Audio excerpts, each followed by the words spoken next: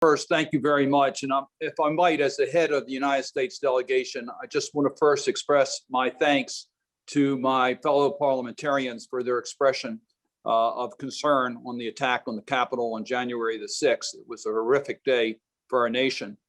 But 2 weeks later, our democratic institutions were strong and survived. And 2 weeks later, President Biden took the oath of office as president. The peaceful transition of power took place in the United States.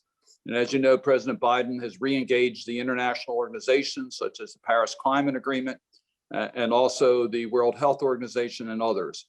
Now, as I might, I'll be very brief, as the special representative on anti-Semitism, racism, and intolerance, I've been greatly alarmed by the violent consequences of extremism, discrimination, and prejudice throughout the OSCE region.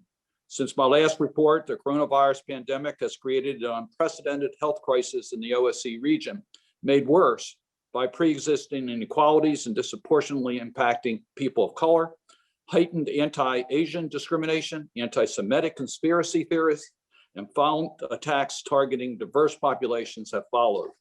My report details a response to these developments, as well as the global racial justice movement spurred by the tragic death of George Floyd and other events since June of last year. This includes the OSCE Parliamentary Assembly webinars and joint Helsinki Commission event with the Office of the High Commissioner on National Minorities. At that joint event, I discussed models for addressing systemic racism in policing, law enforcement, and criminal justice, drawing on legislation I introduced in the United States Congress. I've also led efforts to provide global funding to address anti-Semitism, racism, and intolerance, such as the Never Again Education Act, supporting the U.S. Holocaust Memorial Museum, world-renowned educational programming, including survivors' testimonies.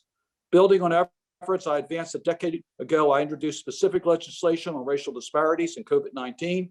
I also challenged xenophobic policies and rhetoric that targeted Asian, Muslim, and Latino populations and supported returning voting rights to former prisoners.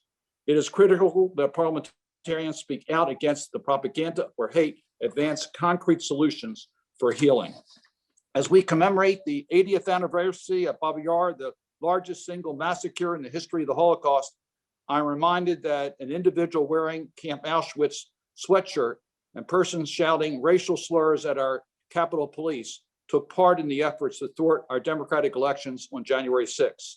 I'm reminded how lies and hate can be weaponized and have dire consequences. We must learn from the past or be doomed to repeat it. I ask that you read my report, and Mr. Chairman, I will be brief. The report has been distributed. Review the legislation and events I mentioned and consider initiating similar activities to heal and repair the present in our own countries for a better future for all of us. Thank you, Mr. President.